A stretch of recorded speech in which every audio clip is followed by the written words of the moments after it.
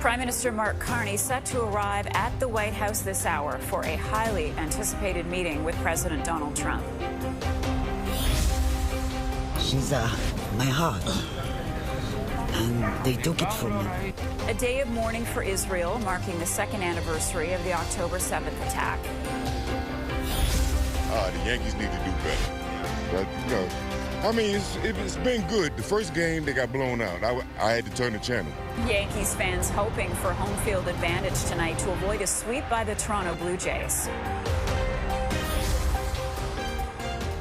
Hello, I'm Marcia McMillan. Thank you for joining us on CTV News Channel this hour. We begin with a live look to the White House. It is 11 o'clock Eastern. Later this hour, Prime Minister Mark Carney will be arriving here for a face-to-face sit-down with President Trump. It is a high-stakes sit-down that's being watched closely by so many in this country, hoping for a plan to help ease the rising trade tensions. The conversation will center on trade issues and what we want to do to protect Canadian industries and Canadian workers. Carney is expected to push Trump for some relief on punishing tariffs on Canadian steel, and there's a new levy for the leaders to discuss.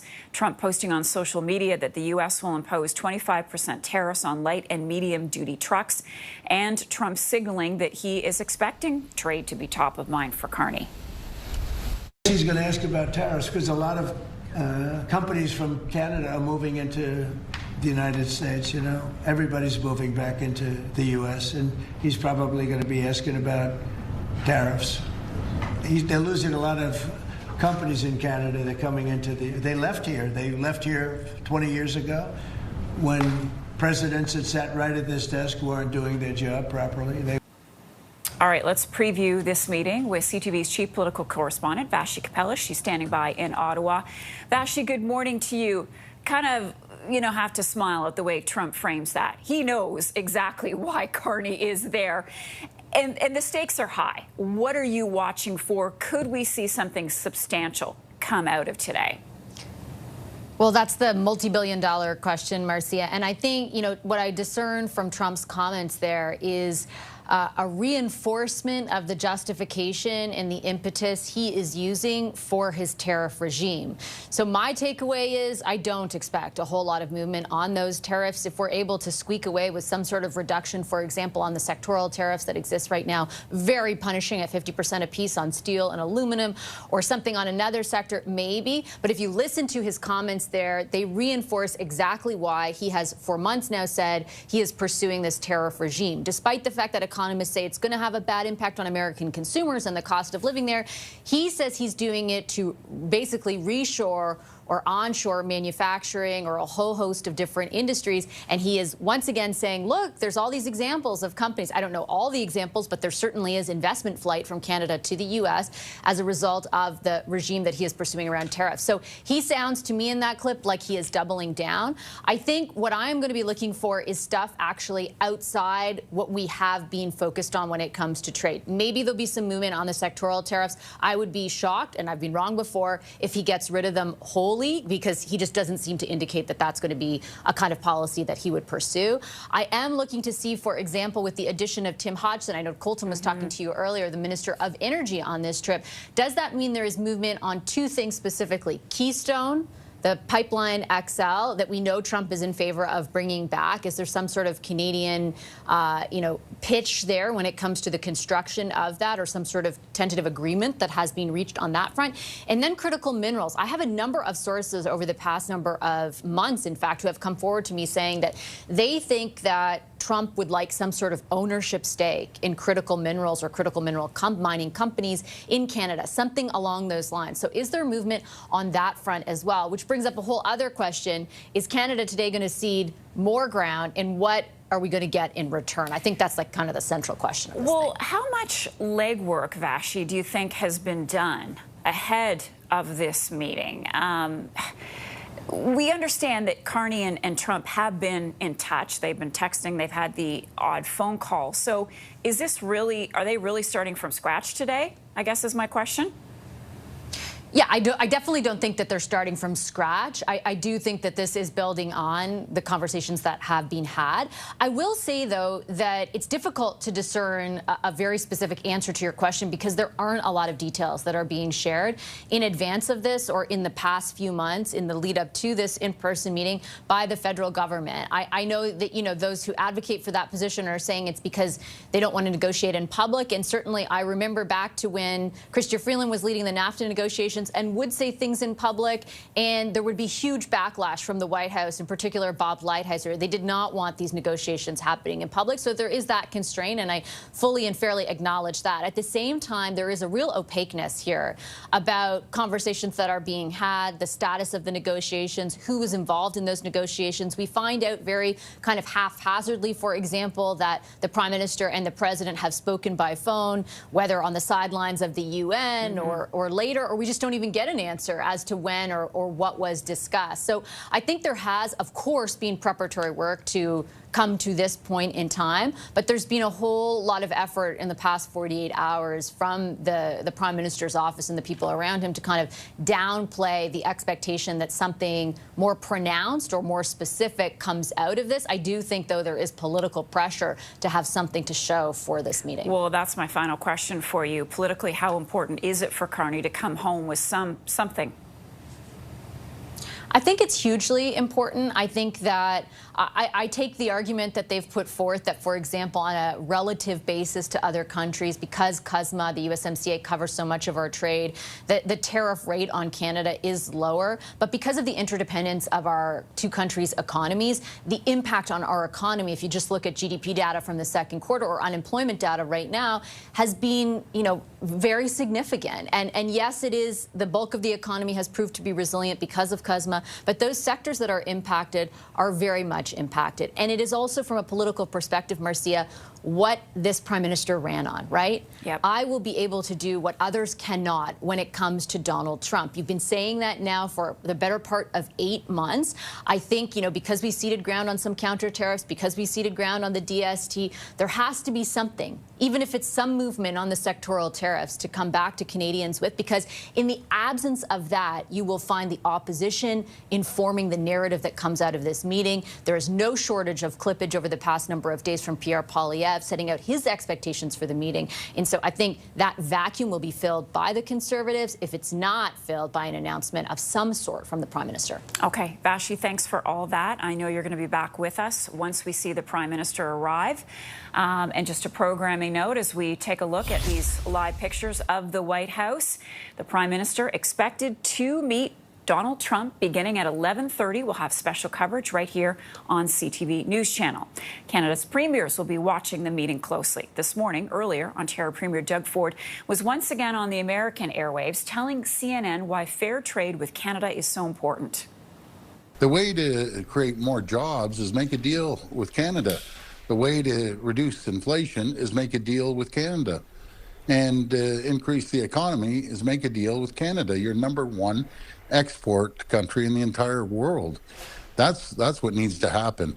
And it's a shame that President Trump is doing this. It's just going to create more unemployment. You see, John Deere is laying off 280 people and costing them hundreds of millions of dollars, and the list keeps going on and on and on.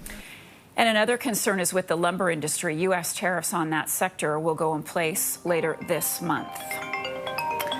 Alberta's pipeline proposal is getting criticized by BC Premier David Eby. He says it does not make financial or economic sense, and it puts jobs at risk in BC. Here in this province, we have literally tens of billions of dollars worth of major projects that are ready to go. They are economically sound, private sector and First Nation led, and will create many thousands of good-paying union jobs for families. Through these projects, we will drive the Canadian economy. Eby also called the proposed pipeline fictional and political, saying it would endanger one of the world's most precious and intact ecosystems. Today, Alberta Premier Danielle Smith responded to this, saying Eby's comments are un-Canadian. Well, I think Premier B's comments are un-Canadian and they're unconstitutional. I think that the Supreme Court has determined that the reason we have a country and have given trade and commerce power and control over ports and interprovincial infrastructure to the federal government is for exactly this reason, so that a parochial premier isn't able to block nation-building projects. Smith has long said current federal regulations are deterring private sectors from investing in Canada's oil and gas industries. She says Alberta will continue to work with the federal government as it pushes to build a pipeline to the West Coast. Alberta's teacher strike is now in its second day, and it's left many parents struggling to find childcare. For some, that means taking time off work. Others are enrolling their kids in camps across the province. CTV's Tyler Barrow has more on the challenges some parents are facing. With the teacher strike, parents are left to figure out a plan for childcare. Julie Harrison works as a nurse and had to take Monday off to care for her 2 children. Kind of rearrange my shifts around, and, logistics are tough. She is also looking after 2 other families' children. I appreciate that, I can actually take some time and take other kids out. While some parents are taking time off, others are turning to those who suddenly have some free time. 15-year-old Elena Stobart is spending the day babysitting. I've been definitely getting a lot of calls and texts, just parents asking me to help babysit their kids because they don't have childcare to help. At Pennovate DIY Art Studio, they are offering full and half-day strike camp programming. Employees have stepped up to help with the influx in children. We have 2 full weeks of strike camps that are already listed. We're planning on adding a 3rd week right now. As doors are shut at hundreds of schools across Alberta, the province is providing $30 a day for each student in an Alberta household under the age of 12. A free toolkit has also been created to help support students, providing weekly resources that follow the K-12 curriculum. Not knowing when their kids will return to the classroom is something parents are coming to terms with. I'm supposed to work Wednesday, so we'll see how it goes. I might have to kind of shuffle things around. Tyler Barrow, CTV News, Calgary. Carney and Trump, not the only high-stakes showdown we're watching south of the border today. The Toronto Blue Jays will try to sweep the New York Yankees tonight as the American League Division Series shifts to the Bronx for Game 3. Blue Jays fans are pretty confident after dominating the first 2 games. 3-0 and keep going up to the World Series. The team is so good this year. I think they're going to go just up till they win. Optimistic but not cocky. So I think we can get this series, but it's 1 game at a time. The Blue Jays lead the best-of-5 series after winning the first 2 games at home by a combined score of 23-8. Shane Bieber will start on the mound tonight, while the Yankees counter with Carlos Rodon. Let's go live now to New York. We're checking in with Sean Leathong once again. He's there for us. A big Game 3, so set the stage for us. What are the Jays walking into tonight with all those hostile Yankees fans? Well, they're walking into a desperate environment, Marcia, because the Blue Jays are up 2-0 in the series, so they're going to get the maximum from the Yankees fans. But we know the energy that'll be felt inside Yankee Stadium will be nervous energy because they know that one bad game could end the entire season for the New York Yankees. This is a team that went to the World Series last year, was the favorite to win in the American League East. Unfortunately, the Blue Jays were the team that won the American League East and now have gone up 2-0 in this series. So, as you mentioned off the top, Shane Bieber starting for the Blue Jays. He's the guy they wanted in this situation for Game 3. This is how John Schneider lined it up. He wanted Bieber, hopefully with a 2-0 lead going into New York because he has that experience. He's won a Cy Young before. He's played in high-pressure situations, and he has pitched very well for the Blue Jays since they got him in that trade at the trade deadline. Really, they didn't know what they were going to get because he was recovering from Tommy John surgery, which some pitchers recover well, and some can't pitch anymore after that. So he's the guy they want on the hill tonight. Now, going the other way, you mentioned Carlos Rodon. He's as good as you could hope for the Yankees side because with a record of 18-9, he's pitched very strong for the team this year. He is an all-star, so that's the man who's got to make it happen for the Yankees. Talking to some Yankees fans, they want the Yankees bats to wake up, as they say. They haven't been putting up runs like the Blue Jays have, indefinitely, but like they have been expecting to, because the Yankees lived off of home runs this season. And in fact, it was the Blue Jays living off home runs in the first 2 games of this series. And the Blue Jays have lived off putting the ball in play. They're a team that gets contact. They get runners on base. So if you start seeing a lot of hits out of the Blue Jays early, it could be their night. On the other hand, if Aaron Judge decides to blow the game open with one big swing, the Yankees could force a Game 4, Marcia. The Jays win tonight, then what, Sean? Well, if they win tonight, they move on to the American League Championship Series, playing the winner between either Detroit or Seattle. If they lose, of course, we'll be back here tomorrow night for Game 4. And if a Game 5 is necessary, the series will come back to Toronto. Going back to what happens if the Blue Jays win, we know they haven't been to the American League Championship Series since 2016. They went 2 years in a row. They played Kansas City, and they played the Cleveland Guardians, as they're known now, in those 2 series, not managing to get to the World Series. Now, it would be an exciting event for the city, of course, if the Blue Jays can win tonight and move on. But the team and the fans, as you were playing off the top, Blue Jays fans know they may be optimistic, but not overconfident. They know this is the Yankees. All right. Sean Leathong for us. Sean, thanks so much. For the very latest on Game 3 in New York, you can check out our website, ctvnews.ca. And as we go to break, a look at what's on the line when the Prime Minister meets with the U.S. President. That's next.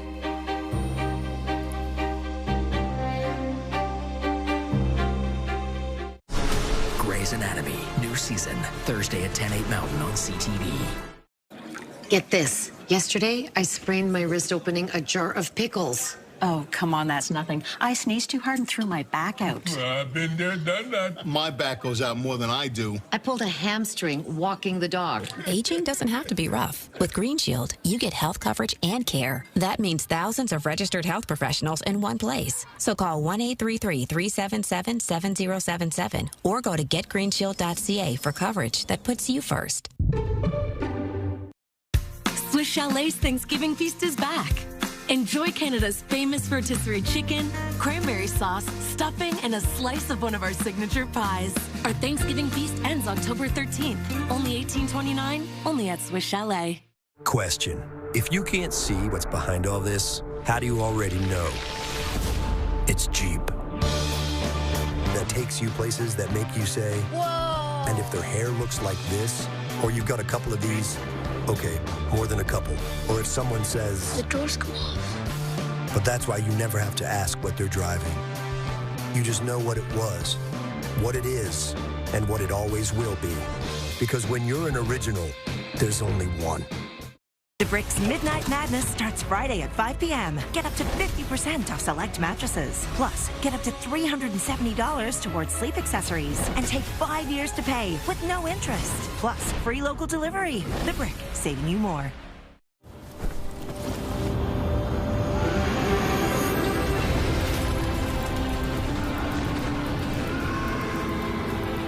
Betano. Take your casino experience to the next level. Meet Benny, your symptom-fighting sidekick. He'll tackle your cough, combat your congestion, and fight your fever. Get tough on your cough, cold, and flu symptoms, and let Benny handle it.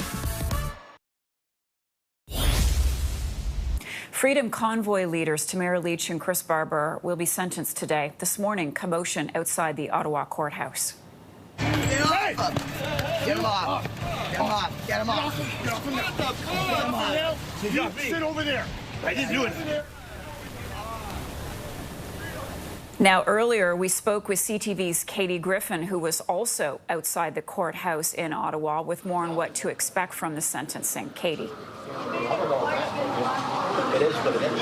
Well, I can tell you what everyone is watching right now is a bit of commotion between one of the supporters here for Lich and Barber. Some punches were thrown. Police had to break that up between two individuals.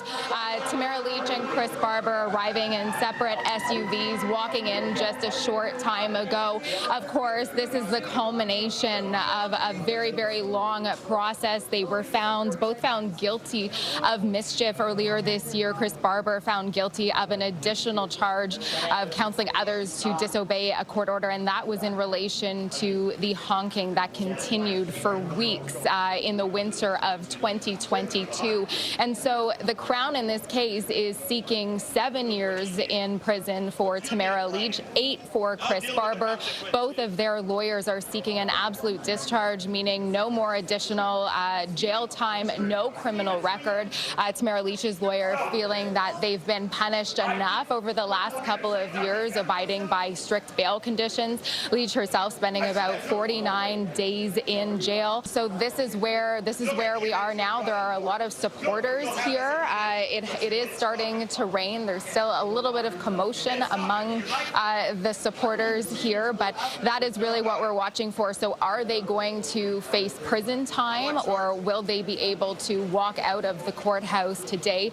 We heard from them last night. They took to social media thanking people for the support, saying that, you know, it's a possibility that they're going to be going to prison, but that for people to keep their composure, and that it's been a long road, and that they're really thanking people for their support, saying that, you know, they were helping to inspire. And now I'm not sure if we have a shot of this anywhere, but there is someone who is being arrested right now, or put into handcuffs. Yes, we can move our camera right now so you can see it.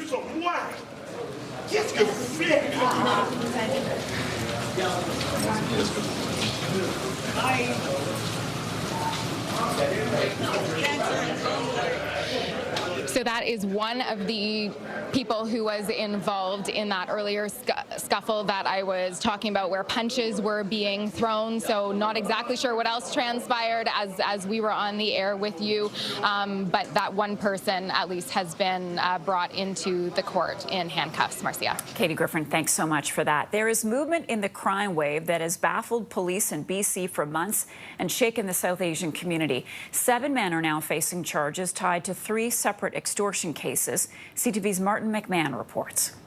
After public pressure was really building for some action on this, now a series of charges have been approved against 7 men, with 6 of them having been arrested. These investigations are extortion-related investigations, and they have led to the charges against these individuals. This involves 3 separate investigations, 2 led by the Joint Force Operation and 1 by the Surrey Police Service. So this is a step in the right direction, and we will keep ensuring that police have the resources they need through the BC Extortion Task Force and the work of their own municipalities to investigate these crimes. It comes on the same day as this restaurant in South Surrey was shot up. It happened at about 2:20 a.m. on King George near 156th. And first I thought it was a transformer that went off because it sounds similar, but and then about, I don't know, 5-6 minutes later heard another one. And I figured, oh, it's just I thought it was just gangsters shooting at each other. The restaurant is part of the Ustad G76 chain. Police are investigating this as a possible extortion case as well. We are appealing to anyone who may have been in the area of the 2100 block, King George Boulevard, this morning between the hours of 2 a.m. and 2:30 a.m. If you witnessed anyone or any suspicious vehicles, to please contact police. The restaurant chain was targeted less than 2 weeks ago with a separate shooting at a Maple Ridge location. So ultimately a day with a lot of action on this extortion issue, but on a day when police were hoping to probably restore some public confidence with word of these charges. That overnight restaurant shooting shows just how much of a live issue this still is.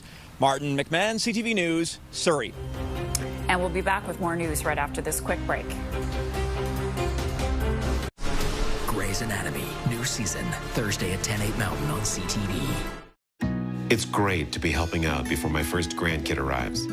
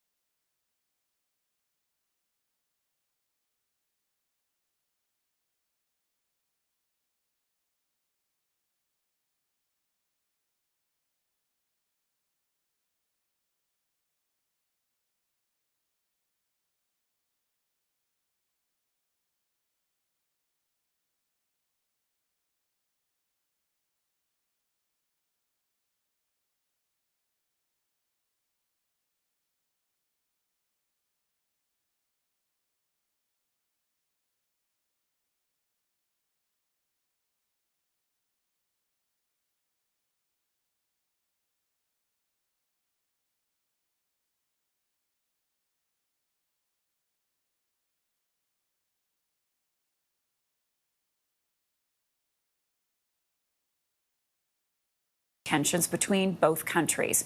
With me to discuss is Eric Ham. He's CTV News U.S. political analyst. Eric, good morning to you. So this is the second meeting for the two in the Oval Office. We heard from Trump yesterday saying, well, I guess Carney's coming because he wants to talk about trade. What sort of tone are you expecting from the president at this meeting? Where do you think things stand? Well, even though the president portrays this flippant attitude towards Canada, both men are actually under an enormous amount of pressure right now. We know that automakers, and largely a Ford Motor Company, is really pushing and pressing the administration on these tariffs, as well as bourbon makers, who are also seeing their prices not only continue to rise, but also their inability to sell their product in Canada. And so right now, there are a number of businesses that are looking for a thaw, both in relations and on the tariff front. In fact, we know Ford Motor Company is being hit with a $2 billion tariff hike right now. And so far, they have actually resisted passing those costs on to consumers. But many expect that that eventually will come to an end. And so there's enormous pressure there. And in addition to that, we also know that Canada is the only G7 country so far that is yet to actually strike an agreement on trade with the Trump administration. Now, of course, I think a lot of that stems from the president's bluster about Canada, even though he has a very good working relationship with the prime minister. But nevertheless, both of these men are actually going to be looking for a breakthrough. However, what we're hearing from our sources inside the White House is don't expect that to happen today. Don't expect that to happen today. And in a sense, we heard Trump, doubling down on the tariffs yesterday, saying that they are effective. Carney, nonetheless, looking for relief on steel tariffs, which have been punishing here in Canada.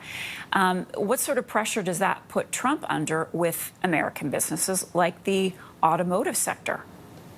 Yeah, that's right. And we're seeing right now, of course, the economy does appear to be cooling in the United States. And while the president is certainly trying to put a very positive spin on what's taking place, the fact that many of his own base of support are looking for bailouts. We know the farming industry is struggling mightily right now. And of course, while the president says that they're bringing in record revenues from the tariffs, we're hearing something very, very different from many of those businesses and industries that are key to actually keeping the economy going and keeping the economy strong, which is what the president wants. But quite frankly, that's just not what we're seeing. All right, Eric, we're going to leave it there for just a moment, as we do need to take a break. Eric Ham is our U.S. political analyst.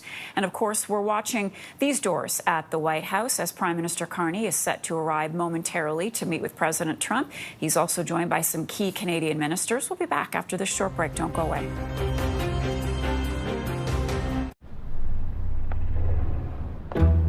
Gold standard, gold dust, pot of gold, solid gold. You're worth your weight in gold. Golden boy, golden girl, golden goose, golden egg, golden age, golden ticket, golden opportunity. Is it just me, or is there some kind of clue here? I don't know.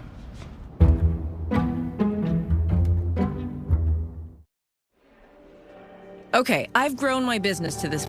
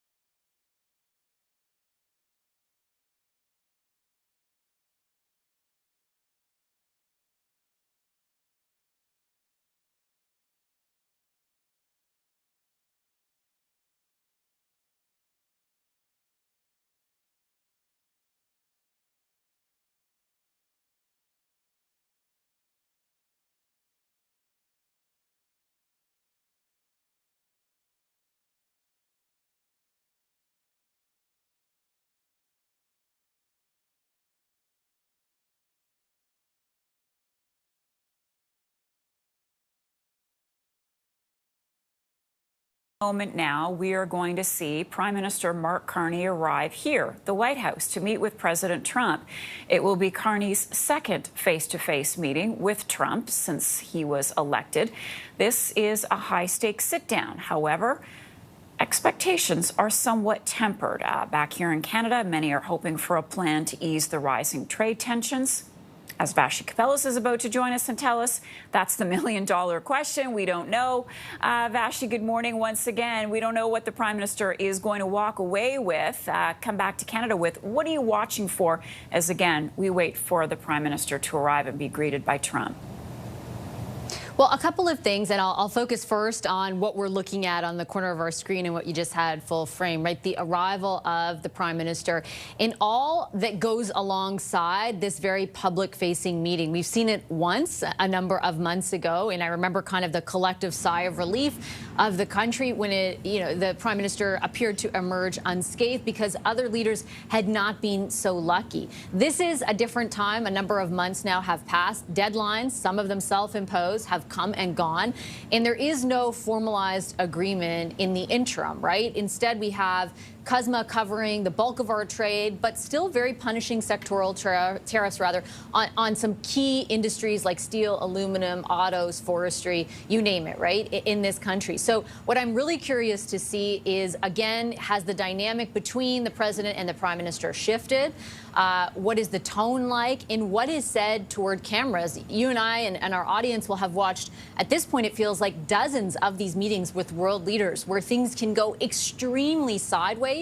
They can, stay the course, or they can be a net positive for the country that is, greeting the president of the United States. So I am watching to see what happens over the next 45 minutes or so, where cameras have access, as they do in so many of these meetings that the president holds, in a way that we're not really accustomed to, particularly here in Canada. So there will be reporters asking both leaders questions that can throw either of them off course.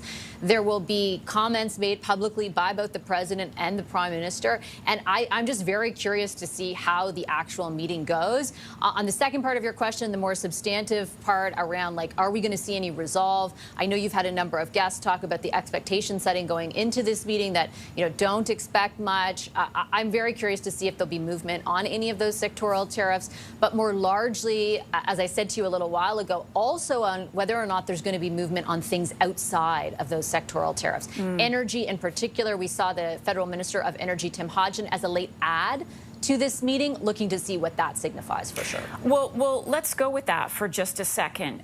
Why do you think he was invited along with Anand Jolie and LeBlanc? So each of them has a portfolio that is significant to the U.S.-Canada trade file. Minister LeBlanc, chief among them, as the minister who's in charge of that relationship and who has had the most contact with his counterpart in the White House, who is Secretary of Commerce Howard Lutnick. As for Tim Hodgson, I think, I know part of the discussions, certainly over the last number of months, have involved two things, again, that I'm keeping my eye on this morning and this afternoon. The first is critical minerals. So my understanding is on a number of occasions, the American side has pitched some sort of ownership stake in either the mining of critical minerals or more generally critical mineral companies. That was something reiterated last night on my program by former U.S. Ambassador David McNaughton, who is still advising the team in different capacities. And so I'm curious to see whether Minister Hodgson's presence has something to do with that. And then the second thing is Keystone XL, right? The Keystone expansion that seems to have been killed and brought back to life a dozen times over the last 15 years. We know that President Trump has always been a supporter of that project, and my understanding is there has been some efforts on the Canadian side to leverage that support in some capacity. I don't know what that materializes as. I've heard a wide variety of things pitched to me, everything from the Canadian side facilitating construction, for example, perhaps even putting some money to it. Again, that's just like speculative at this point, but different proposals of that nature that could be seen as a win for the United States, certainly, and President Trump specifically, who has been a champion of that project, but also Canada, who would, of course, have the additional export capacity to the United States as a result. Doesn't do much to wean us off our reliance on the United States, but it would be a boon to the energy sector and federal and provincial royalties as a result. And again, Vashti, stick with us for just a second. If you're just joining us, we are waiting for Prime Minister Mark Carney to arrive to get those meetings underway with Trump and his team at the White House. They are running, it appears, a few minutes behind schedule. Vashti, my last question then for you is, according to the polls, Canadians have been patient with Carney. They know and seem to understand that it is tough to negotiate with Trump, someone who keeps moving the goalposts, changing his mind, doesn't seem entirely clear as to what he wants from Canada in terms of concessions. On that point, how important is it for Carney to deliver something today when he returns? Yeah, it's a great question. I think it's the central question of this trip. I think it depends on a few things. I think those polls that you point to, you're accurate in saying, right, particularly on the issue of Donald Trump, there is a lot of support for the Prime Minister and the federal government, and that support, it's not indelible, and it certainly has waned a certain degree over the last 6 months. But when you compare it relative to other issues like the cost of living or housing or crime, it is where the Prime Minister is faring best. And like you said, I think a lot of that is informed by the fact that most Canadians accept that Donald Trump is wildly unpredictable, and that that is having a consequence on the room that Canada has to maneuver.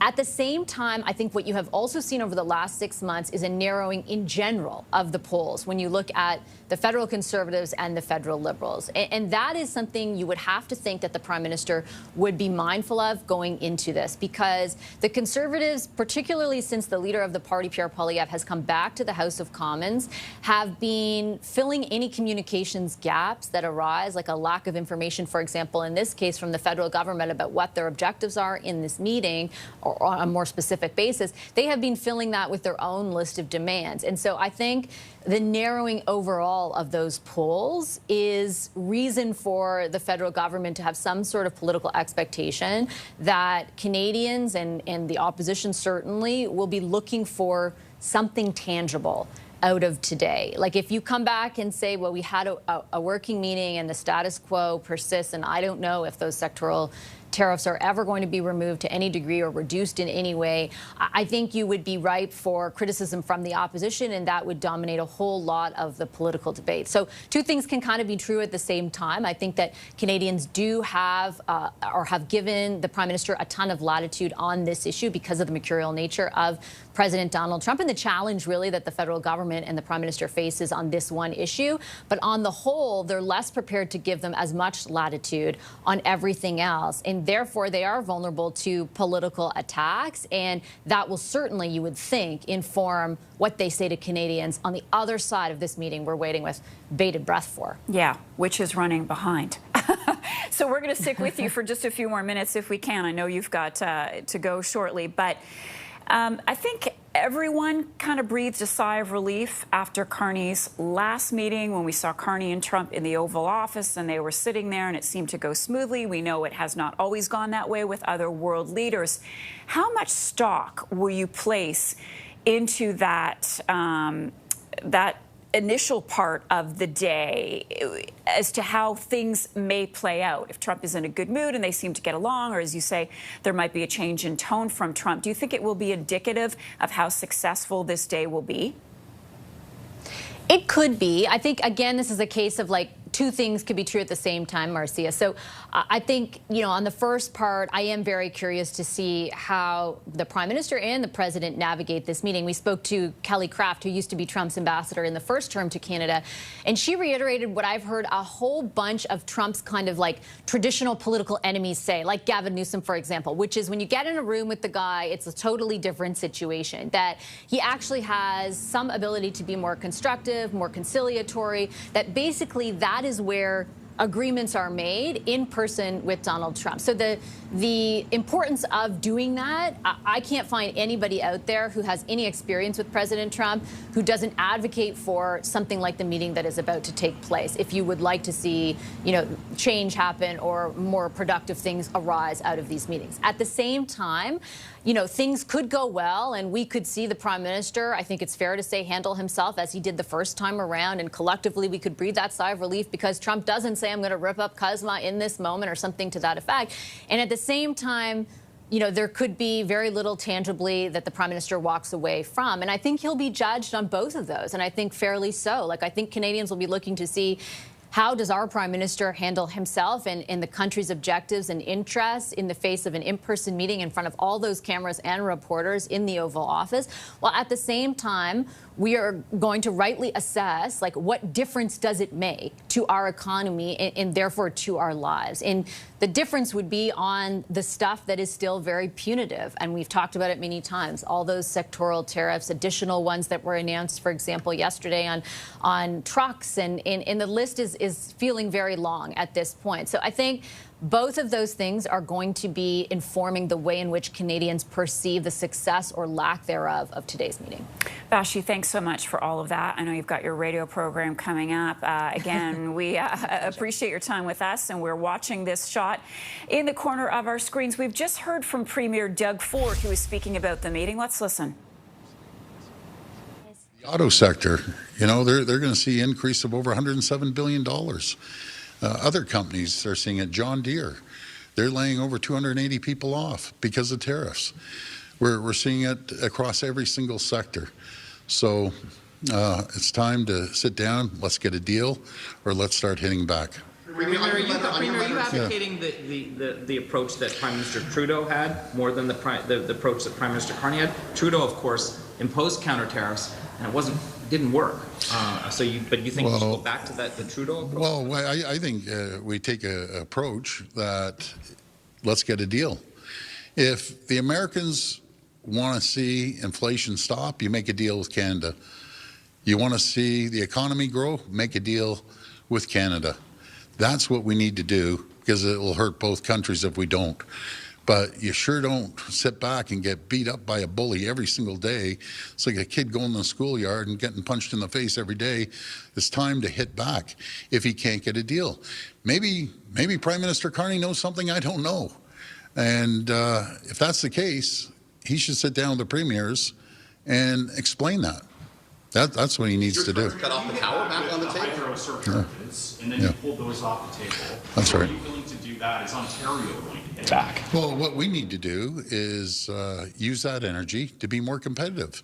If he wants to shut down every single industry, President Trump, we're going to need the energy. We're giving the U.S. energy at an extremely low cost. We're keeping 1.5 million lights on and businesses open in New York and Michigan and Minnesota, and I know other provinces are doing the same thing. Let's start giving it to our manufacturers. They work a night shift, off hours, off-peak hours.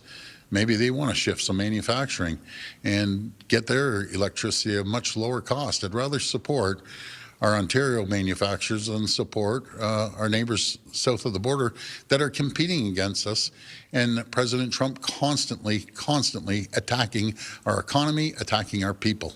Premier, on your letter to mayors today on speed cameras, yes, they were calling for the cameras to be tweaked so they only ticket those egregiously speeding and for the cameras to only operate during school hours. What's so unreasonable about that? What's unreasonable is a total cash grab, and we know speed cameras do not work. Simple as that. I have an idea that we're putting forward that we're going to put traffic calming infrastructure, and that will bring it down to zero. Folks, Toronto has one speed camera that produced over 70,000 tickets and millions of dollars of income.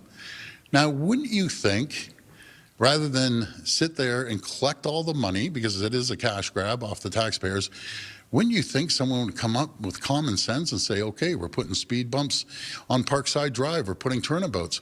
You just take a drive through Forest Hill, There's no speed cameras. I'll tell you a reason why. Every street you go down, no matter if it's a crosswalk, it's raised or speed bumps. So they don't have a problem with speeding. If you want to continue making it a cash grab and not looking at alternatives, we have an alternative to put infrastructure in. But folks, they don't want to do that. They want to continue to collect hundreds of millions of dollars and continue speeding. Let speeding happen. They aren't worried about the safety of people. If they were, they'd start installing infrastructure, traffic calming infrastructure. Cash grab to tweak the camera so they're catching someone going 20 or 30. Richard, it's still a cash grab. So what you're saying, so what you folks are saying, let's just let the people continue speeding and let's not do anything to actually slow them down. It doesn't make sense at all. A vehicle assigned to one of your cabinet ministers was recorded stunt driving 12 times. We understand that person still works for your government. Why? Well, speeding's unacceptable no matter who it is, and they're paying it out of their own pocket. Again, I'm going to repeat it, it's unacceptable. But I'll tell you one thing, if we put infrastructure in, no one's going to be speeding. It's simple as this. This is like a no-brainer. I can't even believe we're even having this conversation. I have one solution that's going to eliminate speeding, and the other solution is let's have a cash grab. Let's continue getting cash off taxpayers instead of a real solution. They don't want to do it, and I'll tell you the reason they don't want to do it. So they have processing facilities.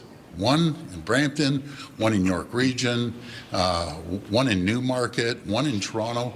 And every ticket, they're collecting on top of the ticket, they're collecting $20 per ticket. And as for the infrastructure, they've cut deals with these camera companies, and some in the US, some in Canada, and they're paying to install them.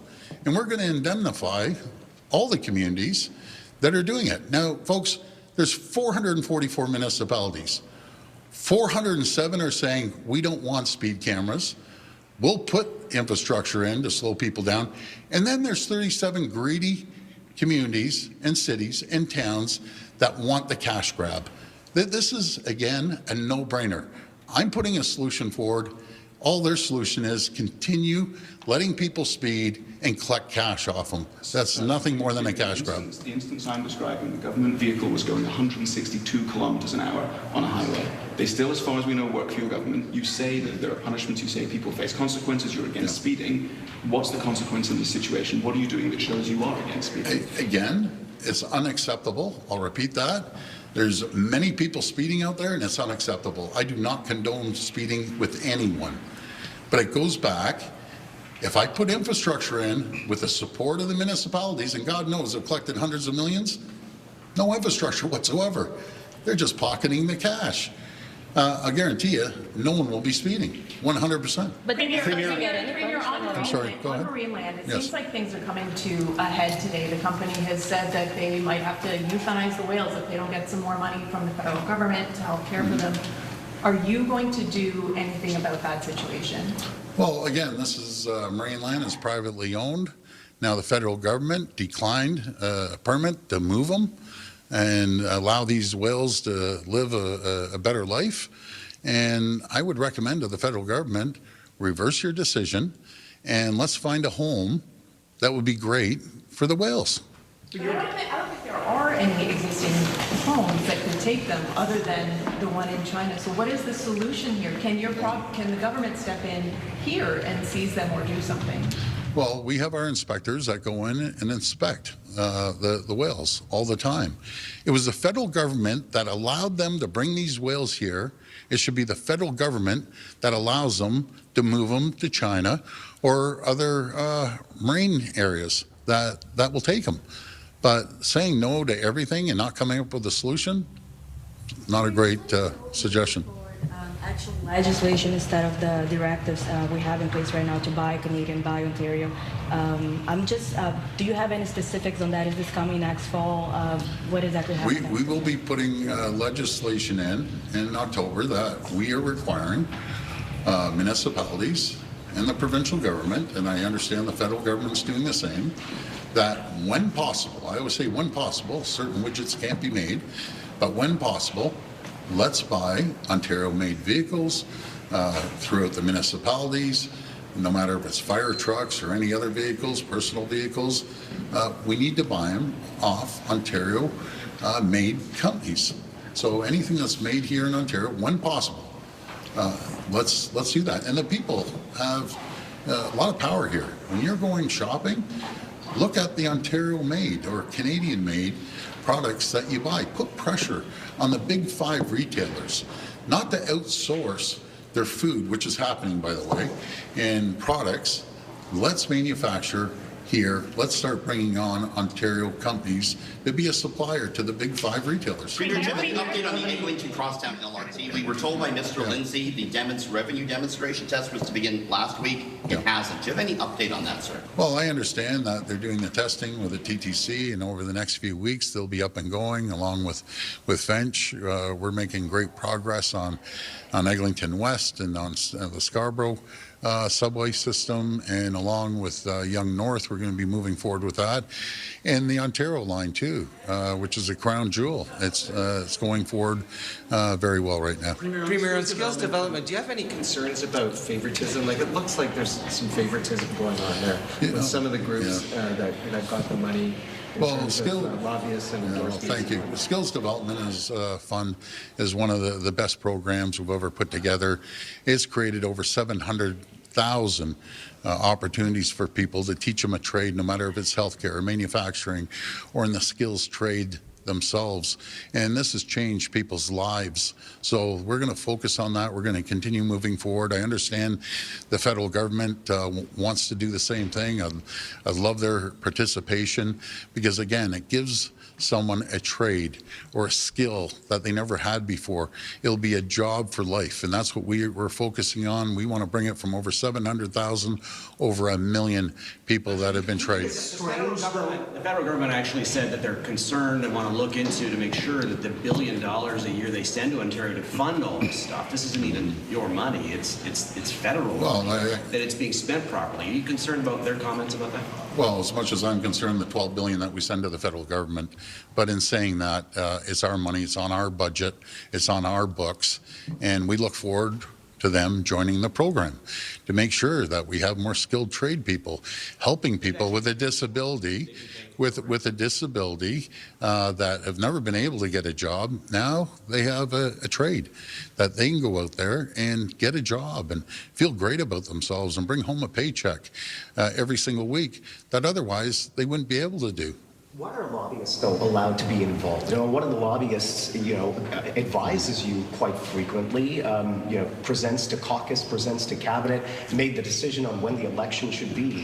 Why is it that Corey Teneyck's firm, as an example, was allowed to lobby and gain about $100 million in terms of that skills development fund money? Well, I can't answer what they make or what they don't make. I can tell you every organization, some of the largest corporations, governments, municipalities, they have lobbyists.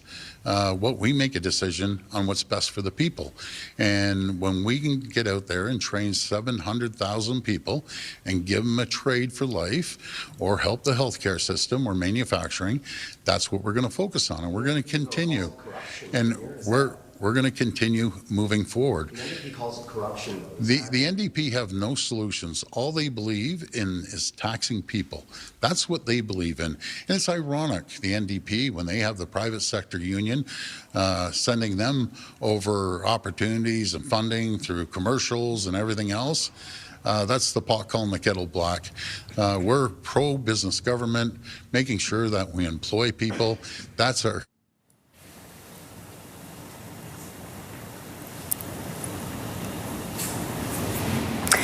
All right, back now to the White House, where Prime Minister Mark Carney is just arriving about 25 minutes late. Carney being greeted there by President Trump. Let's listen just for a moment.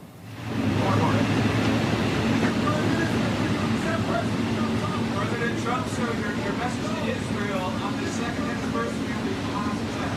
Thank you very much. Can you talk about ending the trade war? Okay, a brief but relaxed-looking greeting from President Trump as Prime Minister Mark Carney has just arrived for a sit-down with Trump and his team. Of course, as we have been covering all day, A lot of pressure on the Prime Minister to come out of this meeting with some sort of deal. And there we see the federal ministers arriving, among them Dominic LeBlanc, a large Canadian contingent going into the White House to sit down with their Washington counterparts to see, hopefully, some relief on the tariff front, specifically for the steel sector. We're going to be following all of the developments throughout the day right here on CTV News Channel. And in particular, we'll be watching for that Oval Office meeting between Prime Minister Mark Carney and President Donald Trump. Trump asked yesterday why he thought Mark Carney was arriving, and he said he imagined it would be to discuss the tariffs. Surely the president knew that already, and the pressure, according to our reports, also on President Trump to see some relief on the Canadian tariffs. We are going to take a short break. As I understand it, we're going to be back with more coverage throughout the day right here on CTV News Channel as to the developments in Washington and reaction from Ottawa and around the world. Stay with us. Thanks for being with us.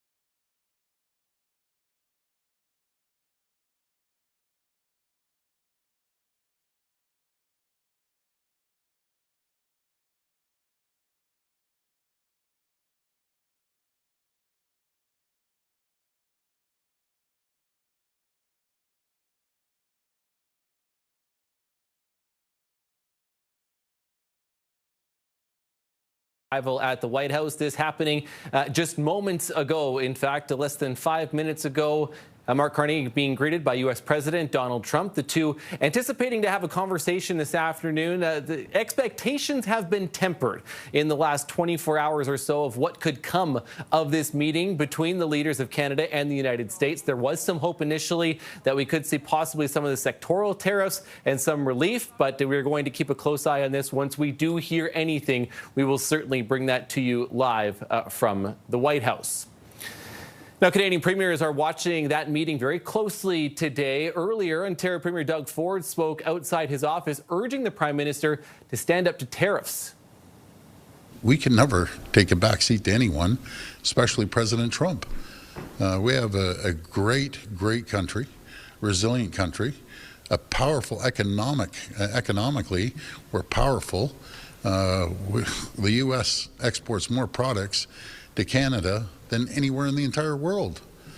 And it sounds great with the Americans until they start seeing inflation. We've seen inflation down in the U.S. I just came back from a meeting in Quebec with two governors. They're seeing inflation. Now, another concern is for the lumber industry. U.S. tariffs on that sector are set to go into place later this month. Alberta Premier Danielle Smith is in Ottawa today trying to rally support for a West Coast pipeline project. Now, that plan continues to be criticized by BC Premier David Eby, who says it does not make financial or economic sense, and it actually puts jobs at risk in British Columbia. Here in this province, we have literally tens of billions of dollars worth of major projects that are ready to go. They are economically sound, private sector and First Nation led, and will create many thousands of good-paying union jobs for families. Through these projects, we will drive the Canadian economy. Eby also calling the proposed pipeline, quote, fictional and political, saying it would endanger one of the world's most precious and intact ecosystems. Now today, Danielle Smith responding to this, saying Eby's comments are un-Canadian. Vancouver Island North. Well, I think Premier Eby's comments are un-Canadian and they're unconstitutional. I think that the Supreme Court is determined that the reason we have a country and have given trade and commerce power and control over ports and interprovincial infrastructure to the federal government is for exactly this reason, so that a parochial premier isn't able to block nation-building projects. Now, Smith has long said current federal regulations are deterring private sectors from investing in Canada's oil and gas industries. She says Alberta will continue to work with the federal government as it pushes to build a pipeline to the West Coast. Alberta's teacher strike is now in its second day, and it's left many parents struggling to find childcare. For some, it means taking time off work, while others are enrolling their kids in camps around the province. CTV's Tyler Barrow has more on the challenges parents are facing. With the teacher strike, parents are left to figure out a plan for childcare. Julie Harrison works as a nurse and had to take Monday off to care for her two children. Kind of rearrange my shifts around, and, you know, logistics are tough. She's also looking after two other families' children. I appreciate that, you know, I can actually take some time and take other kids out. While some parents are taking time off, others are turning to those who suddenly have some free time. 15-year-old Elena Stobart is spending the day babysitting. I've been definitely getting a lot of calls and texts, just parents asking me to help babysit their kids because they don't have childcare to help. At Pennovate DIY Art Studio, they are offering full and half-day strike camp programming. Employees have stepped up to help with the influx in children. We have 2 full weeks of strike camps that are already listed. We're planning on adding a 3rd week right now. As doors are shut at hundreds of schools across Alberta, the province is providing $30 a day for each student in an Alberta household under the age of 12. A free toolkit has also been created to help support students, providing weekly resources that follow the K-12 curriculum. Not knowing when their kids will return to the classroom is something parents are coming to terms with. I'm supposed to work Wednesday, so we'll see how it goes. I might have to kind of shuffle things around. Tyler Barrow, CTV News, Calgary. Well, returning now to our top story, where the Prime Minister has arrived in Washington, D.C. to meet with U.S. President Donald Trump. A lot of talk in the lead up to this latest meeting. It's Carney's second visit to the Oval Office. Let's bring in CTV's Colton Prail, who is live in Ottawa with the latest for us. Colton, it certainly felt, just touched on it off the top too, it feels like expectations are trying to be tempered for what is going to come out of this meeting. Trade is going to be a focus. Clearly, there was some speculation that we were maybe going to see some of the sectoral tariffs, some relief from them, at least at this point. But what are we hearing? What do we know as the Prime Minister now, again, starting to meet with Donald Trump? Yeah, Matt, I was speaking with a PMO source just moments ago, and their words were, don't expect anything. And now we have seen other government sources saying there could be some movement on some tariffs, possibly some relief when it came to steel tariffs or aluminum tariffs as well. But you speak to people in those industries, and there's also a healthy amount of skepticism when it comes to seeing those tariffs removed, in large part because of how, the president has been very clear that these are a core part of his economic philosophy. This is how he is intending to govern. And you need look no further than yesterday, where he announced that there would be incoming truck tariffs on heavy-duty and medium-duty trucks as of November 1st at 25%. Now, that date has shifted. He'd announced them before as well. But it's clear that Donald Trump believes these are not only a way to generate finances, but also, he said yesterday, to be a peacekeeper. And so ahead of this meeting with Mark Carney, he knew this was going to be on the discussion. He knew relief is what Canada is looking for, but he was also making it clear that onshoring manufacturing is equally important to him. Have a listen. Yeah, okay. CTV's Colton Prale live in Ottawa for us. We're going to just Colton, stand by for us here. We're going to go into the Oval Office where Mark Carney, again, Prime Minister, is sitting down with Donald Trump. Let's have a brief listen into this conversation as these two might take some questions ahead of their formal meeting. Well, thank you very much, everybody. It's an honor to have the Prime Minister of Canada, Mark Carney, who I have made very popular. He's an extremely popular Prime Minister. And I'm very honored to do it because I liked him right from the beginning. I've liked him, and we've had a good relationship. We have some natural conflict, but we will probably work that out. But we've had a very strong relationship, and your hosting of the various countries that showed up, that was a beautiful job you did, and I appreciate it very much. We're going to be talking about trade. We're going to be talking about a lot of different things. We'll certainly be talking about Gaza. We're in very serious negotiations to, I guess you could say, depending on the way you count, 3,000 years. You could say 500 years. You could say, but that it's been raging for a long time. And I think there's a possibility that we could have peace in the Middle East. It's something even beyond the Gaza situation. We want a release of the hostages immediately, etc. And so our team is over there now. Another team just left, and other countries, literally every country in the world has supported the plan. Yep. I don't think there's anybody that hasn't, actually, not that I've seen. But there's a real chance that we could do something, so you may have some questions on that later. But in the meantime, we'll spend some time and we'll make some deals and we'll do some things that are good for both of our countries. And Mark, it's an honor to have you. Thank you very much. Thank you very much, Mr. President. If I may, you kindly hosted me and some of my colleagues a few months ago, and I said at the time, you are a transformative president. And since then, the transformation in the economy, unprecedented commitments of NATO partners to defense spending, peace from India, Pakistan through to Azerbaijan, Armenia, disabling Iran as a force of terror, and now, and I'm running out of time, but this is in many respects the most important. The merger of Canada and the United States. That wasn't where I was going. On this solemn day of commemoration of the horrific attacks of October 7th, for the first time in decades, hundreds of years, thousands of years, this prospect of peace that you've made possible. Canada stands foursquare behind those efforts, and we'll do whatever we can to support Very that. nice. Yeah. Thank you, Mark, very much. Any questions? What would it take for you to drop or lower your tariffs on Canadian sectors, including aluminum and steel? Well, we're going to be talking about that with the Prime Minister. We'll be talking about tariffs. We'll be talking about a lot of that, but that's for a little bit later on. I want to just acknowledge our great ambassador. Is he doing a good job? He's doing a good job. Otherwise, I'll get him out of this. No, you have a good Is it the White House's position that furloughed workers should be paid for their back pay? I would say it depends on who we're talking about. I can tell you this, the Democrats have put a lot of people in great risk and jeopardy, but it really depends on who you're talking about. But for the most part, we're going to take care of our people. There are some people that really don't deserve to be taken care of, and we'll take care of them in a different way. Okay? Thank you. Mr. President, in your opinion, why has Canada and the United States failed to reach an agreement up until now? Well, it's a complicated agreement, more complicated maybe than any other agreement we have on trade, because, you know, we have natural conflict. We also have mutual love. You know, we have great love for each other. I love this. I love Canada and the people of Canada, and Mark feels the same way about here.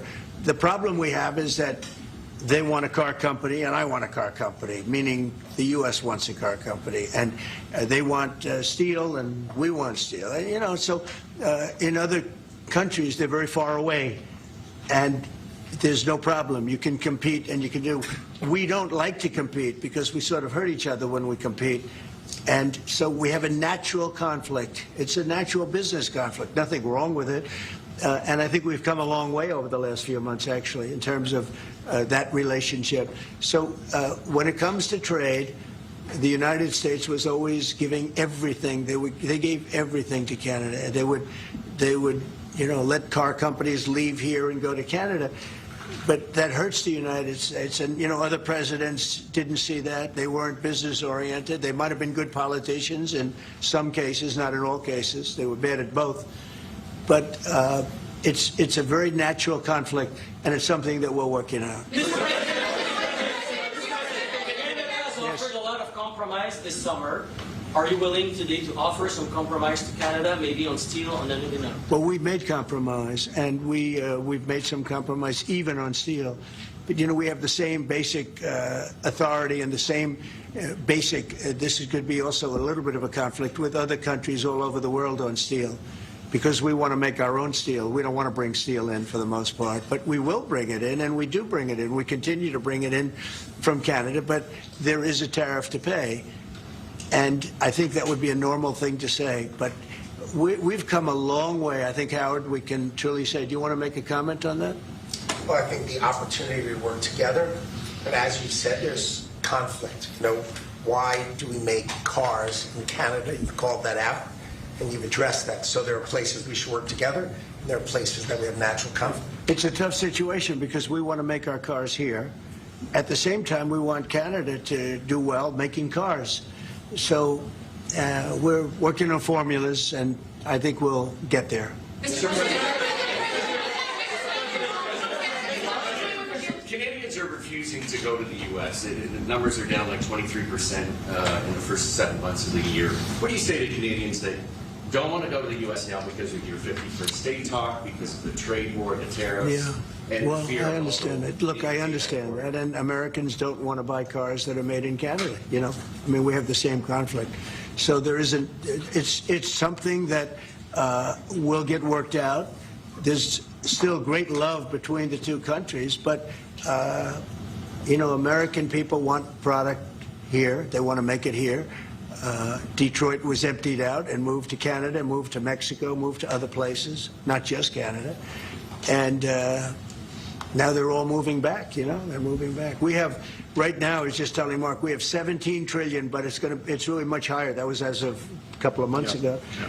We have over $17 trillion being invested now in the United States. As an example, Biden, he was the worst president we've ever had, but they had less than $1 trillion in 4 years. We have more than 17 trillion in 8 months. 8 months. And I think that number is going to be $21, $22 trillion. There's never been anything like that in the history of the world for any country, not even close. You know, if you did 1 trillion in a year, that's pretty good. We're going to do over 20. And it's coming in with AI. It's coming in with auto plants. You know, we're building auto plants, a lot of auto plants in the U.S. It's coming in for a lot of reasons. It's coming in because of the fact, I think the November 5th election was a big factor, and I think the tariffs are a big factor. And again, we want Canada to do great, but you know, there's a point at which we also want the same business. We're competing for the same business. That's the problem. That's why I keep mentioning one way to solve that problem is a very easy way, but we're competing for the same business. He wants to make cars, we want to make cars, and we're in competition. And the advantage we have is we have this massive market. So it's it's quite an advantage.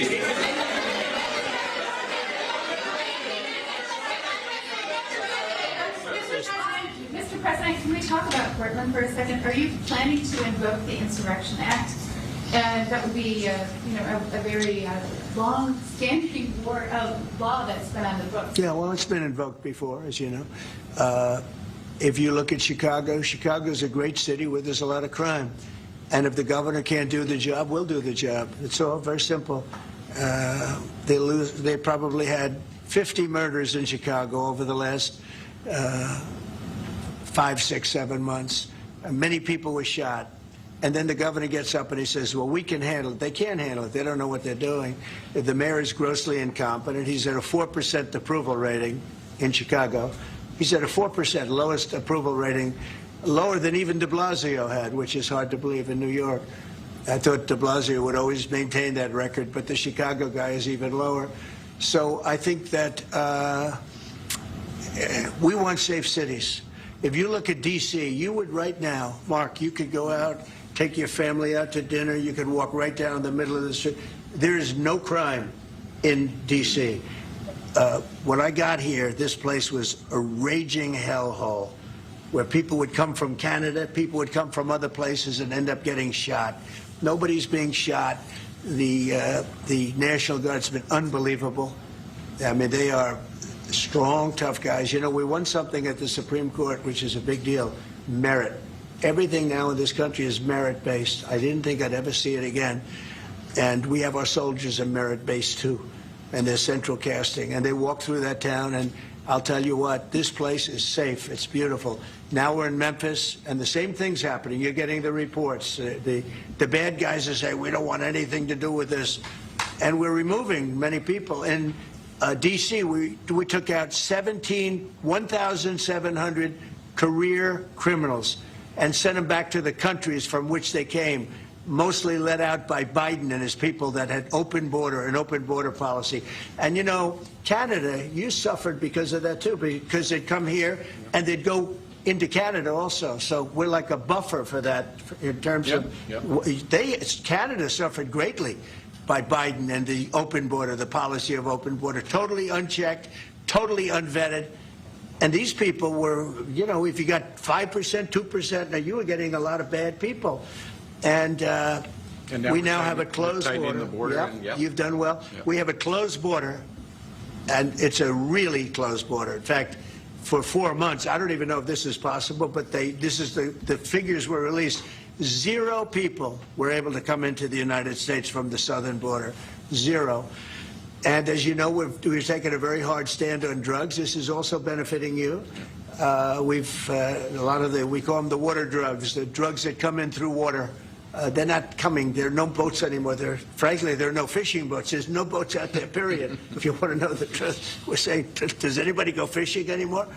The fact is we knocked out, probably saved at least 100,000 lives, American lives, Canadian lives, by taking out all those boats coming in. So it's, and now they don't come in that way anymore. Now they'll come in other ways, and we're not going to allow that either. So we've done a great job on that. But on crime, Chicago's a great city, but you can't be a great city if you have murders and if you have a lot of problems, and they do. And they have an incompetent policy, just like they had open border policy. Anybody could come in. They came in from prisons. They came in from mental institutions, drug dealers. They came in from all over the place, and we don't have that anymore. This country is becoming we're a very strong country. Look, financially speaking, I would say that because of the tariffs, because of the election, because of the policy, because of the great, big, beautiful deal, it's what I added the word great because it really is. It's the biggest bill ever passed in the history of our country. We don't need another bill. It's the biggest tax cuts. I mean, when you think no tax on tips, no tax on Social Security, no tax on overtime for the people. But far beyond that, what it does is incentivizes auto plants and AI and all of the things that nobody's ever passed a bill like. We don't need another bill. We don't need any more bills. I said, let's get it all at once. I was greatly helped by our Speaker, Mike Johnson, and by the Senate. I'll tell you what, John Thune's been, both of those guys have been incredible. And we got a bill passed that I said, let's see if we can get it all done. Because these Democrats are like insurrectionists, okay? They're so bad for our country. Their policy is so bad for our country. I said, let's see if we can get it all done. And everybody said it's not doable. Because it's the biggest bill ever passed in the history of our country. And we got it all done. We don't need anything else. We got everything we want. And now, because of that, that's a big reason why the companies are coming in. You know, 1 year depreciation, 1 year write-off, 1 year expensing. Nobody's ever seen anything like it. So they're coming in from all over the world. But to have a great country, you can't have crime. And we don't have crime, but we have cities where there's tremendous crime. And Chicago's one of them. And if the governor can't straighten it out, we'll straighten it out. Thank you. A question for the President.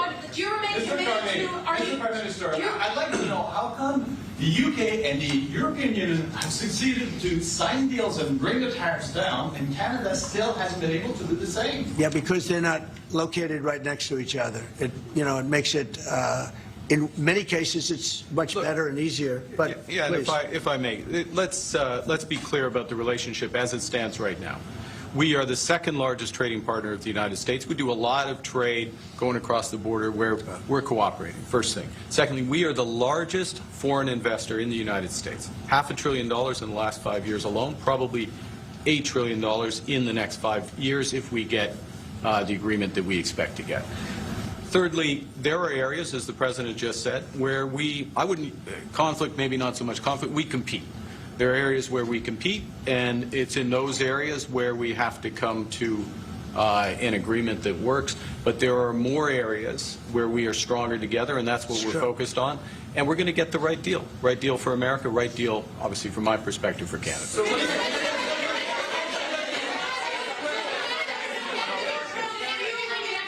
Including one thing that, wait. So one thing where we are working very closely is the Golden Dome. That's the protective mechanism, and you see how that works. It's unbelievable. Ronald Reagan wanted to have it, and at that time they didn't have the technology, even close to the technology. But he was advanced, and we'll be working together on a Golden Dome for the two countries, and it's something that I think is going to be very important.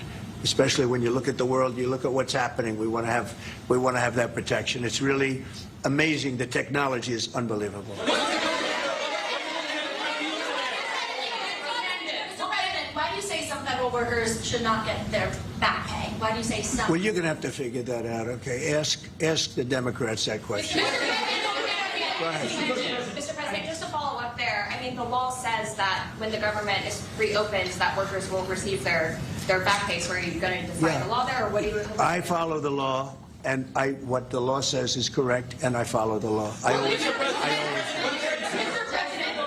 President, will Canada be leaving empty-handed, or will will Mr. Carney be leaving Washington with a deal on tariffs? I think they're going to be very happy. We have a lot of things that we're working on that people don't talk about. They talk about, competitiveness. She's a very competitive person. And they talk about things that we don't necessarily agree on. But I think they're going to walk away very happy. I think so.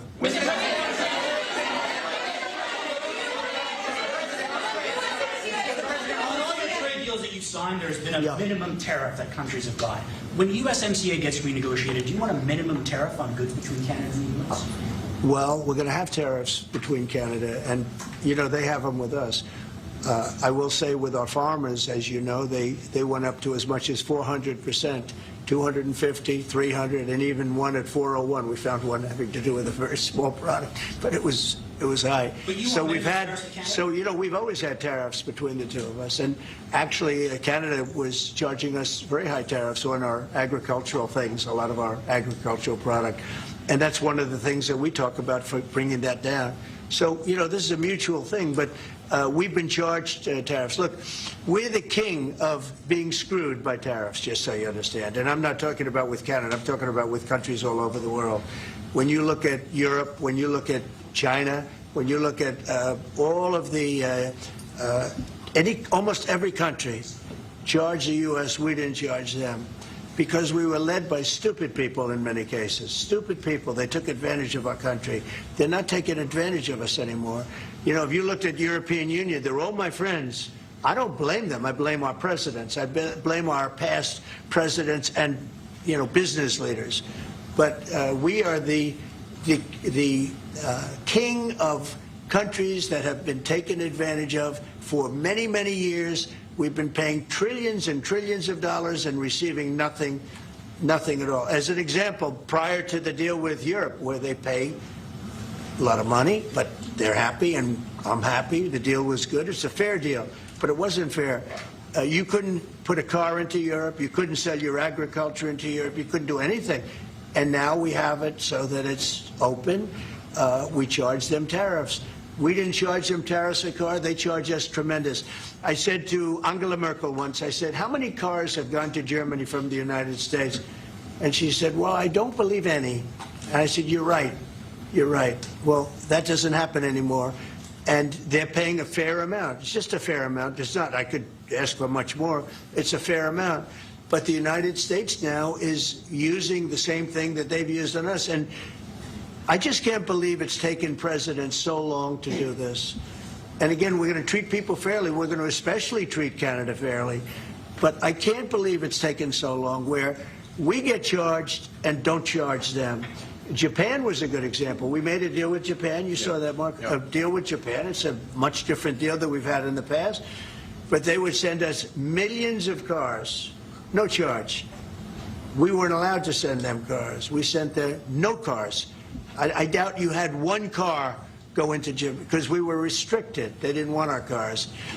Same thing with Europe, same thing with other places. So now all we do now is fairness. But fairness leads us to the most successful country there's ever been. You know, we have some advantages over other countries, and we do have a great market. We have an amazing market. But you know what? If I let this go, if we didn't win this election, if we had these people that were running, that were ruining our country, destroying our country with their open borders and men playing in women's sports and transgender from everybody and windmills all over the place, if we allowed that to go on for another couple of years, we would be, I'm not sure that we'd even have a country.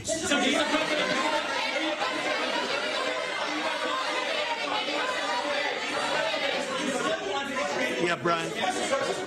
And by the way, I'm not sure we would have even had a country. And now we have the most successful country in the world. Brian? Yes, sir. What is your message to Democrats ahead of a next vote to open up the government? The American people are saying, open the damn government. What's your message to them right now? Well, they're the ones that started it. They're the ones that have it. And it's almost like a kamikaze attack by them. You want to know the truth? This is like a kamikaze attack. They almost, you know, they have nothing to lose.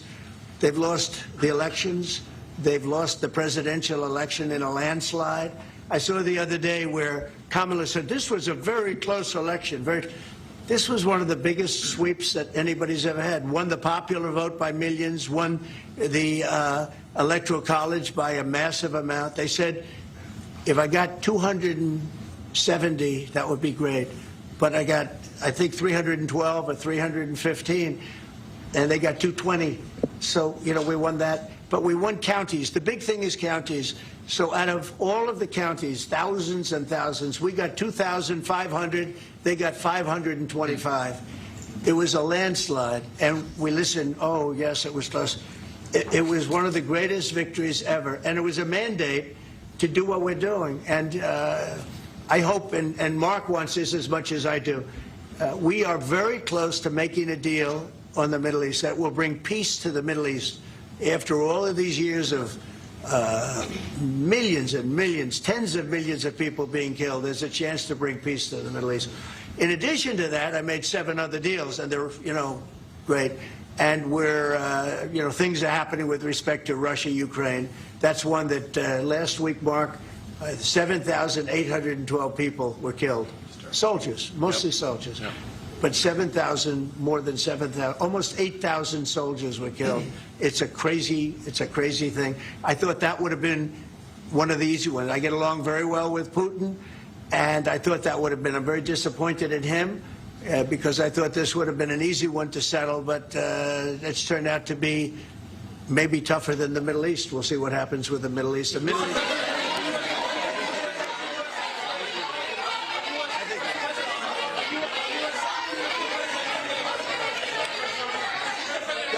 Behind, yes. Is the fentanyl crisis over with Canada, with the Canadian border? Is what? The fentanyl crisis.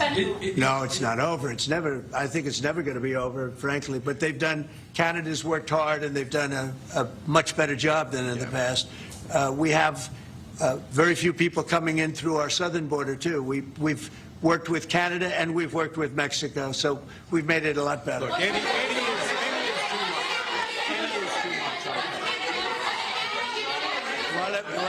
Wait. On fentanyl, any amount is too much. So we've gotten it down. It's down substantially. It's less than 1%, but it's still too much. It's too much at home in Canada. A lot of people. Yeah, we got to stamp it out. USMCA, are the two of you both committed to seeing it through in the renegotiation of that deal that you made? Well, we can renegotiate it, and that would be good, or we could just do different deals. We're allowed to do different deals if we want. We might make deals that are better for the individual countries. I don't care. I want to make whatever the best deal is for this country, and also very much with Canada in mind. Yeah, go ahead, please. Go ahead, sir. Sir, on China, what more can the United States and Canada do together to counter China? Well, you have to be able to compete. They're a great competitor, and Mark and I both know that, and you have to be able to compete. We have big advantages over China for lots of different reasons, and I think we're doing very well with China. I get along very well with President Xi. I'm going to be meeting him in a few weeks, as you know. I'll be meeting him in South Korea, but we've had a very good relationship for a long time. But you have to be able to compete. To do well with China, if you can't compete, you're not going to do well with China. And Canada is very competitive. I can tell you that. Canada is a very competitive country. And I think Canada's done very well over the years with China. Yeah, we have. But we'll do better together on that. Mr. President, on the Middle East, what guarantees are you giving your Arab partners that Israel will not resume its offensive after the hostages are released? Well, the primary guarantee is once this deal happens, if it does happen, look, they're in negotiations right now, we are going to do everything possible. We have a lot of power, and we're going to do everything possible to make sure everybody adheres to the deal. Okay? Are you concerned about the delays at airports, and how do you see the shutdown lately? Oh, sure. I mean, they're all Democrat delays. There are delays at the airport. That's standard. And again, this is something that every day we put forth a bill. It's just a continuation. It's a very simple thing to sign and very simple to do. And I really think that these are people that I think they have nothing to lose. They have a party that's out of control. They have no leader. Nobody knows who the leader is. I look at people with very low IQs like Crockett, this woman Crockett. I never met her, but she's a low IQ individual. I look at AOC talking about how if they want to negotiate, they can come to my office. She's not in that position to do that. And who the hell is she to say that? And then I watch Nancy Pelosi not knowing what to do. I watch their leadership. Look, Schumer is petrified of primary because he's not going to win probably against anybody in a primary. You know, Schumer did the right thing, but he handled it badly. Originally, a year ago, he did probably the right thing, but he handled it badly. I think Schumer's incapable of making a deal. They are a mess. They're a party that has no leadership. They have, and they have no policy. You know, I think we have great leadership, but we also have great policy. We have strong borders. We have no men and women's sports. I mean, basic things. We're not going to take your child away and change the sex of your child. We're not going to do things like that. What they're doing to the country is so incredible. And they got away with it with all their woke crap, and now it's stopped. And we have a country that's based on common sense and strength and intelligence. I mean, we have the United States of America, and I say it all the time. Other leaders have told me this. Mark hasn't yet, but I think he would. A year ago, we were a dead country, and now we are the hottest country anywhere in the world. Maybe Canada. I'll give Canada, but because I do like Canada. But you know, we're the hottest country in the world right now. There's never been a country that has the kind of money coming into it. There's never been anything like this. There's never been a country that if you take $1 trillion, that would be unbelievable. We're going to have over $20 trillion invested in this country. There's never been anything like what you're seeing, and it's based on good policy and common sense and leadership. Yeah.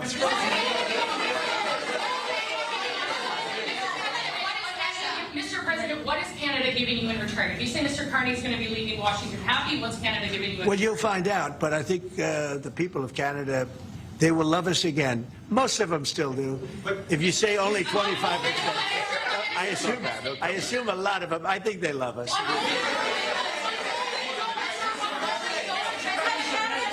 And you know what? I'm not the biggest hockey fan, but I like it a lot. And I watched some of the greatest hockey games I've ever. How good were those games, right? Yeah, very good.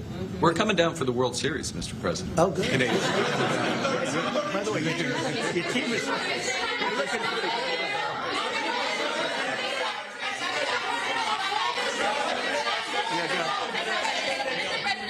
A trade deal with Canada that doesn't include supply managed goods like dairy, for example? If the federal government... Well, a deal would include dairy. I mean, it's going to include everything. We'll do a comprehensive... Have you identified programs to eliminate under this shutdown? Oh, sure. Sure. Which ones? We have a lot. I'm not going to tell you, but we'll be announcing it pretty soon. But we have a lot of things that we're going to eliminate and permanently eliminate. You know, one of the things that we have is some advantage, you could say.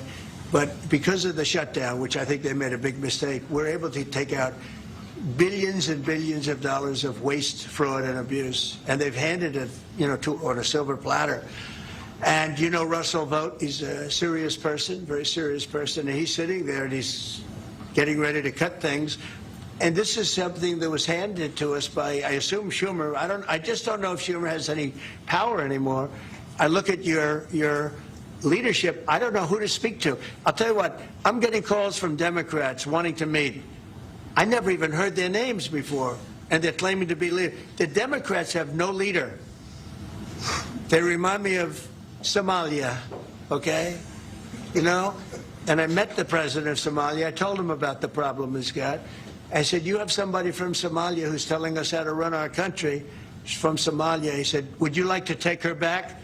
He said, no, I don't want her. Okay, you know who I'm talking about? Say it again. How many permanent jobs are you talking about? Well, I can tell you, I'll be able to tell you that in 4 or 5 days if this keeps going on. If this keeps going on, it'll be substantial. And a lot of those jobs will never come back. But you're going to have a lot closer to a balanced budget, actually. Is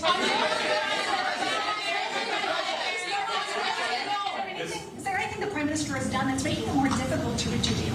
Say it? Is there anything that the Prime Minister has done that's making it more difficult or easier to reach a deal? No, I think he's a great Prime Minister. I mean, he could represent me anytime. I will tell you, I'm not saying that because he's...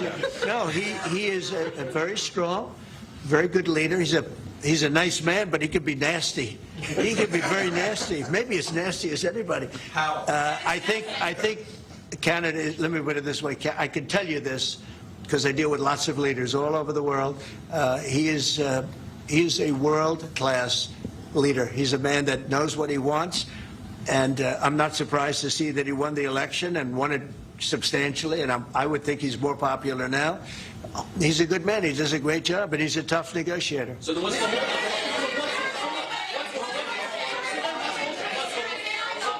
then what's holding things up? If he's a great man and you want to do a deal with Canada, why aren't you?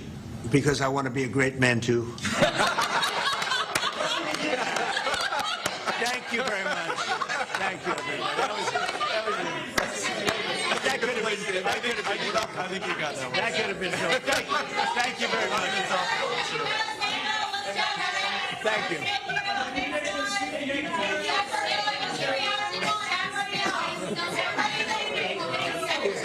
Thank you very much. Hard to finish on a better Yeah, okay. You've been listening to U.S. President Donald Trump and Prime Minister Mark Carney in the Oval Office here for the last half an hour or so, maybe closer to 35 minutes. A lot of talk, but not a lot of details about what might come out of the actual meeting between the two leaders. So Donald Trump touching on a lot of this, too. Some praise from Mark Carney, calling him a, quote, tough negotiator, and that Canada is going to walk away happy. But on the other areas of this, too, a lot of, calling it conflict when it comes to trade. Mark Carney tried to, at least a little bit, tried to comment and get in there and say competition as opposed to conflict. Let's bring in CTV News political commentator Scott Reed, who has been listening in to a lot of that. Scott, lots of ground, the U.S. president going on about a number of different topics, including the U.S. shutdown, but in particular about trade. What do you make of some of the comments ahead of today's meeting? Well, first and foremost, we're reminded of what a spectacle this is and the impossibility it must be for a leader like Mark Carney to wander into that Oval Office and to sit there, because that was just a river, a stream of consciousness, right? A string of falsehoods, exaggerations, narcissisms on every topic from A to Z. And, you have no choice if you're Mark Carney or some other world leader, but to sit there and, tolerate the incoherence of it all. On the one hand, there's these sort of superficial, sometimes almost patronizing compliments. Oh, he's a tough world leader. He's a great world leader, tough negotiator. But all of that betrays the fundamental difference between the people, because when he talks about Prime Minister Carney and Canada being tough on these issues or being nasty, what he's really driving at, and he said it explicitly a couple of times, is that in order for America to win, he believes Canada must lose, and vice versa. And he sees it as not a competition, but a conflict, something where only one can emerge. And he talked about auto industry. We want all the cars in America built in America. Mm-hmm. We can't have any of them assembled here, which defies 80 years of auto pact, of the integration of those industries. And the reality is there are North American vehicles built, sold, and distributed across the continent. So we can, I think, take away some hope that perhaps they'll have productive meetings, that he's being a little bit somewhat polite to our prime minister. At least he's not setting out to embarrass or shame him in public, as we've seen him do with others. But there are deep fissures of perspective in terms of the value of trade and the virtue of even something as fundamental as the ongoing free trade agreement in North America.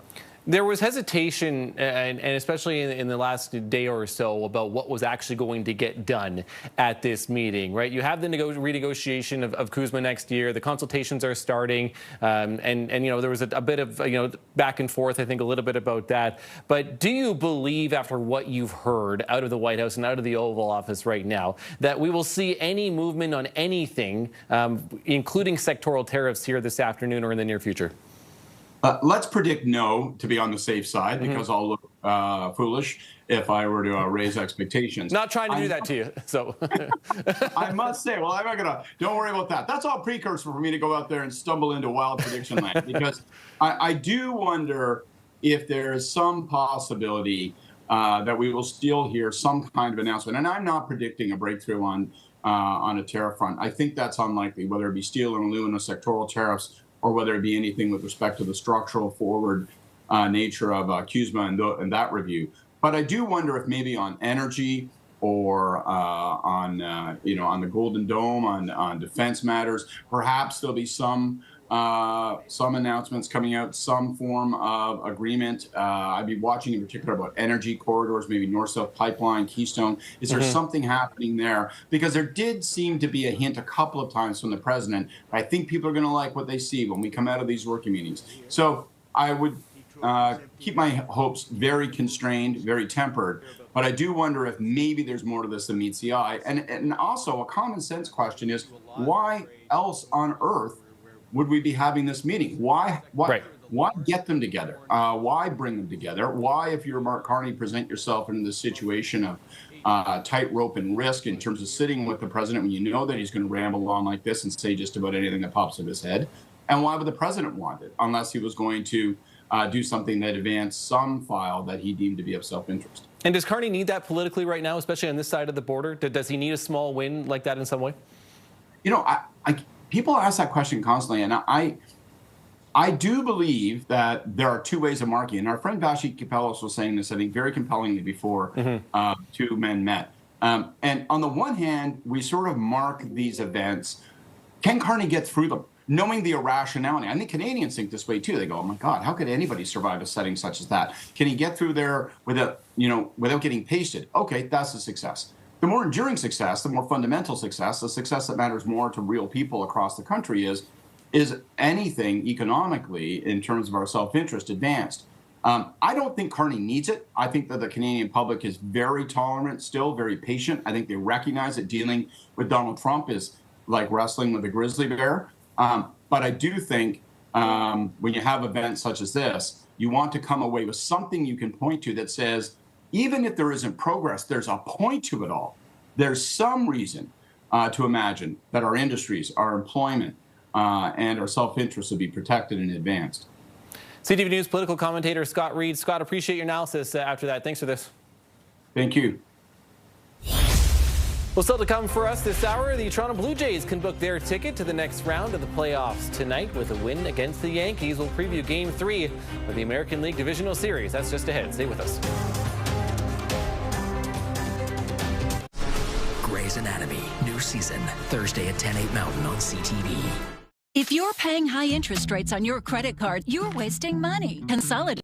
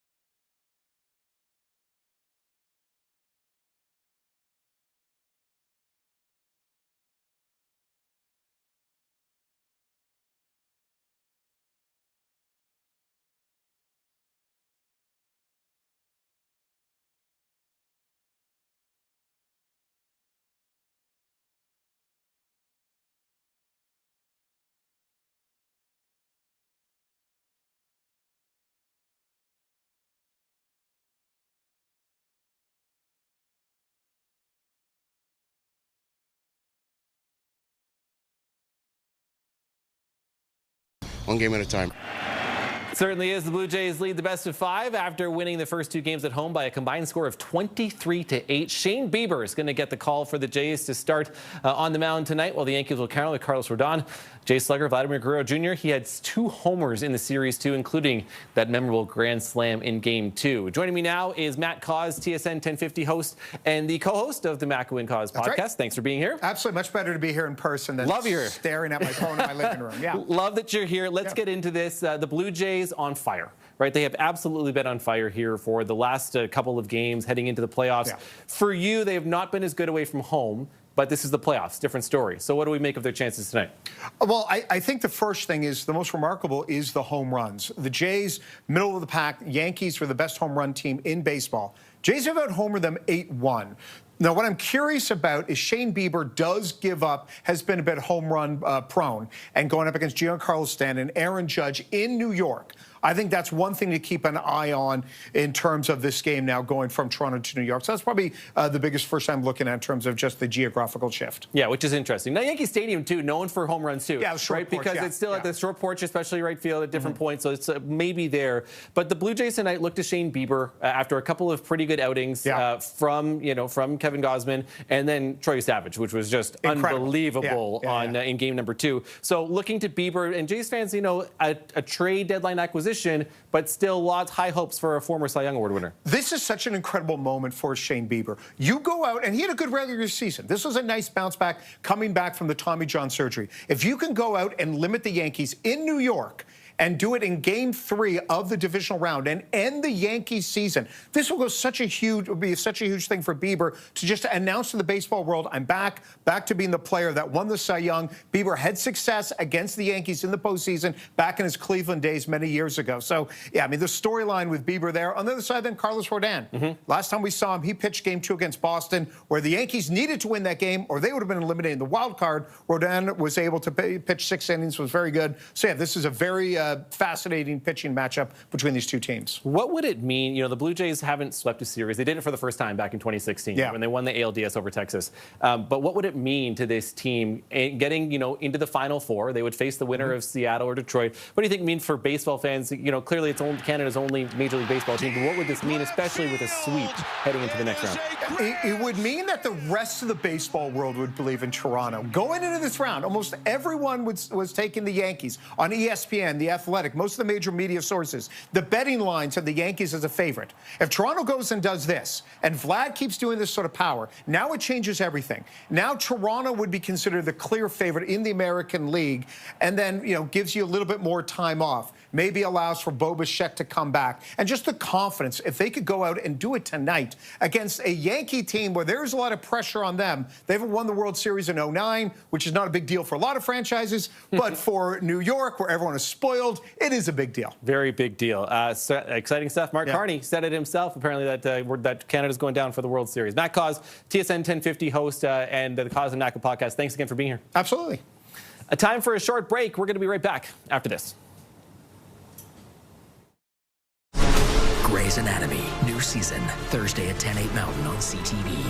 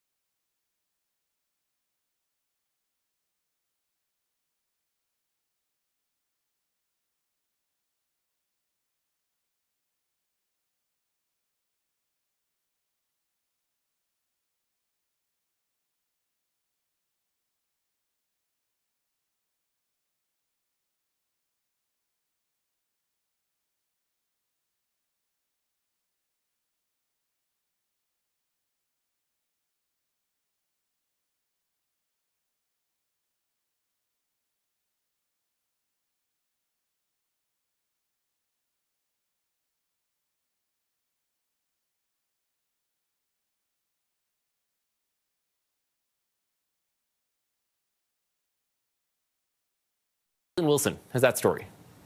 Our whole livelihood was in there, and now there's nothing left. A devastating reality for Jason Pilaw and his family. 15 years of memories gone in a flash after a fire tore through their home less than a week ago. My wife went that morning to put coffee on, but she moved the coffee pot from the corner near the fridge onto the stove and inadvertently turned on the knob because we have an electric stove with front knobs. He says she stepped away to take a shower, and within 10 minutes, the main floor was engulfed in flames. His wife and son made it out safely, but nearly everything else was destroyed. I might have a bit of something in my bedroom, but other than that, there's nothing left, and we have to start from ground zero. For Pilaw, it's a heartbreaking twist. His family runs romantic fireplaces and barbecues, appearing on CTV Your Morning Ottawa to talk fire safety. But this time it hits far too close to home. If I can save someone else from this, that's all I care about right now. And I'm sure everyone else watching who has a front knobs electric stove has done it, you know, at least once. Flames are shooting out from here like 4 or 5 feet.